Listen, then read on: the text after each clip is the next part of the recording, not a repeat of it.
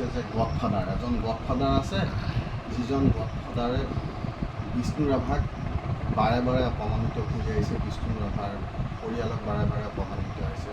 এইজন গডফাদাৰ আপুনি ছ'চিয়েল মিডিয়াত দিছে। মই প্ৰশ্ন কৰিছোঁ গডফাদাৰজন মই নাজানো, কিয়নো প্ৰতিটো কথাত বিষ্ণু ৰাভাৰ স্মৃতিয়ে হওক, পৰিয়ালৰ ক্ষেত্ৰতে হওক, কিবা কাম হওঁ হৈ নুঠে। বাধা কোনে দি আছে? চৰকাৰৰ ফালৰ পৰাও কিবা বাধা পোৱা নিচিনা মই অনুভৱ কৰোঁ যেন চৰকাৰে কাৰোবাৰ পৰা বাধা পাইছে, তেওঁলোকে কৰিব খুজি আকৌ ঘূৰি আহে। এটা উদাহৰণস্বৰূপে দুদিন আগতে জয়মতী পথাৰৰ মাটিখিনি প্ৰশাসনে ক'লে এইখিনি বিষ্ণু ৰাভাৰ সংগ্ৰহালয়ৰ কাৰণে দিয়া হ'ল। তাৰ দুদিন পিছত পৃথ্বীৰাজ আৰু মোক মাতি পেলাই ক'লে এইখিনি দিব নোৱাৰোঁ। কি কোনোবা এটাতো নিশ্চয় গডফাদাৰ থাকিব লাগিব, যাক চৰকাৰেও ভয় খায়। গডফাদাৰকে ভয় খায় চৰকাৰ গডফাদাৰে চৰকাৰ গঠন কৰে, ভাঙে। কোন সেইজন? সেইটো মই বিচাৰি আছোঁ। কোন? আজি সমাধি ক্ষেত্ৰ মই বনাব গ'লোঁ, তাতো বাধা। ঘপককৈ বিষ্ণু ৰাভাৰ পৰিয়ালক সামাজিকভাৱে বৰ্জন, তাতো বাধা। দুই এজনে প্ৰশ্ন কৰিছে, আপুনি জানে যদি কওক। আৰে মই কেনেকৈ জানো? নাজানো কাৰণেহে মই প্ৰশ্ন কৰিছোঁ। সামাজিকভাৱে বৰ্জন কৰিছিল, সামাজিকভাৱে 83 আন্দোলনৰ সময়ত কৰিছিলে, বৰ্জন কৰিছিলে আমাৰ পৰিয়াল। তেতিয়াও সেই গডফাদাৰ জানো এতিয়া কোন গডফাদাৰ? তেতিয়াও কেইজন গডফাদাৰে আছে? নিশ্চয় আছিলে কি জানি, কাৰণ বিষ্ণু ৰাভাৰ নিচিনা এজন ব্যক্তি, যাক যিজনাক গোটেই অসমে মানে আজি নতুন প্ৰজন্মও এৰা নাই সন্মান কৰিবলৈ, সেই মানুহজনৰ ওপৰত এনেকুৱা যদি মৃত্যুৰ পিছতো অত্যাচাৰ আৰম্ভ কৰে, তেনেহ'লেতো কোনোবা এনেকুৱা এজন মানুহ আছে যিজনক আমি গডফাদাৰ বুলি কওঁ।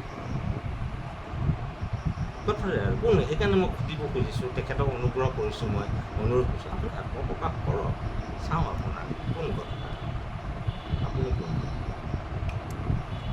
এইটো অসমৰ কাৰণেও অতি আৱশ্যক যে বিষ্ণু ৰাভাক, কলাগুৰু বিষ্ণুপ্ৰসাদ ৰাভাক বিৰোধিতা কৰা, তেওঁৰ কাম কাজক বিৰোধিতা কৰা, তেওঁ সৃষ্টিৰাজিক জনমানসত উলিয়াই দিয়াত বাধা প্ৰদান কৰা সেই গডফাদাৰজন ওলাবলৈ।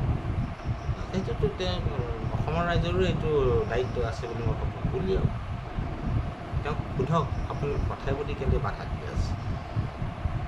বিষ্ণু ৰাভাৰ সৃষ্টিৰাজি সংৰক্ষণ হওক, বিষ্ণু ৰাভাৰ নামত সংগ্ৰহালয় হওক, বিষ্ণু ৰাভাৰ নামত সমাধি হওক, বিষ্ণু ৰাভাৰ নামত পৰিয়ালে অকণমান শান্তিৰে থাকক, তাত আপোনাৰ আপত্তিটো কি? এই গডফাদাৰজনে বিৰোধিতা কৰি আহিছেনে? মষ্টলি কোনোবা এটা গডফাদাৰ আছে, কোনোবাটো গডফাদাৰ থাকিব লাগিব, বা কোনোবা এটা ষ্ট্ৰং সংগঠন থাকিব লাগিব, বা ষ্ট্ৰং ব্যক্তি থাকিব লাগিব। পলিটিচিয়ান নে? সেইটো মই ক'ব নোৱাৰোঁ। পলিটিচিয়ানো হ'ব পাৰে। কোন হয় এইটো মই ক'ব নোৱাৰোঁ, কিন্তু কাৰণ যিবিলাক আপুনি দেখিছোঁ প্ৰত্যেকটো কথাতে বাধা। মাটি দিলে নাই, সংগ্ৰহালয় হ'ব লাগে নহয়। বাৰে বাৰে মোহিনী ৰাভাৰ দিনৰ পৰা যিটো ঘৰ বিষ্ণু ৰাভা জীৱিত কালৰ পৰাই ভাঙা, বিষ্ণু ৰাভাৰ নহয়, তেওঁ ভঙা, তেতিয়ালৈকে প্ৰশ্ন নুঠিলে। বিষ্ণু ৰাভাৰ মৃত্যুৰ পিছতো প্ৰশ্ন নুঠিলে। যেতিয়া মোহিনী ৰাভাই ক'লে যে তেজপুৰৰ চহৰৰ মাজমজিয়াত বিষ্ণু ৰাভাৰ সমাধি সংগ্ৰহালয়ৰ কাৰণে যদি চৰকাৰে 2 বিঘা মাটি দিব নোৱাৰে, তেনেহ'লে চৰকাৰে বিষ্ণু ৰাভা দিৱস পতাৰ কোনো অৰ্থ নাই।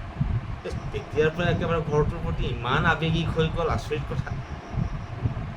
তাৰমানে বিষ্ণু ৰাভাৰ কাৰণে কিবা কৰিব লাগিলে মাটিটো বিষ্ণু ৰাভাই দিব লাগে। 2500 বিঘা মাটি দান দিলে নহ'ব, যিখিনি আছে সেইখিনিও দি দিয়ে। তাৰপিছত বিষ্ণু ৰাভাৰ পৰিয়াল ফুটপাথত থাকক, সেইটোৱেইতো আমি থাকিম যিটো লাগে অসমৰ ৰাইজে বিচাৰে। কিন্তু সেই গডফাদাৰৰ চামচাকেইটাই ক'লে আমি নাথাকোঁ। ঘৰটোক লৈ বিতৰ্ক হৈ থাকে। আচলতে আপুনি আজি আকৌ এবাৰ আগতেও কৈছে না, ঘৰটো গোপাল ৰাভাৰ পুতেক, ডাঙৰটো পুতেক গোলাপ ৰাভাৰ নামত আছে, এতিয়াও আছে, মিউনিচিপালিটিটো আছে। নিশ্চয় এইটো গোলাপ ৰাভাৰ নামত যেতিয়া আছে, নিশ্চয় গোপাল ৰাভাই তেখেতক দি গৈছে, নহ'লে তেনেই দিব নোৱাৰে, এনেই নামটো উঠিব নোৱাৰে। বিষ্ণু ৰাভাৰটো নহয়, বিষ্ণু ৰাভাৰ নাই। আৰু বিষ্ণু ৰাভাৰ এটা কথা, ক্লাছ 5-6ত তেওঁ আহিছে, তাৰপিছতে মেট্ৰিকলৈকে ইয়াত আছে, তাৰপিছত তেওঁ ওলাই গ'ল। তাৰপিছত ওলাই যোৱাৰ পিছত স্বাধীনতা সংগ্ৰামত যেতিয়া তেওঁ জঁপিয়াই পৰিল, তাৰপিছত তেওঁ যাযাবৰী জীৱন, তেওঁ আলহীৰ নিচিনা এদিন দুদিনৰ কাৰণে। আৰু তেওঁৰ যদি এই ঘৰটোত যদি ৰাইট থাকিলেহেঁতেন, বা তেওঁৰ যদি ঘৰটোত থাকিলেহেঁতেন, তেওঁৰ কোনো যুক্তিয়েই নাই। তেওঁ কাষত এটা বেংকৰ পৰা লোন লৈ ঘৰ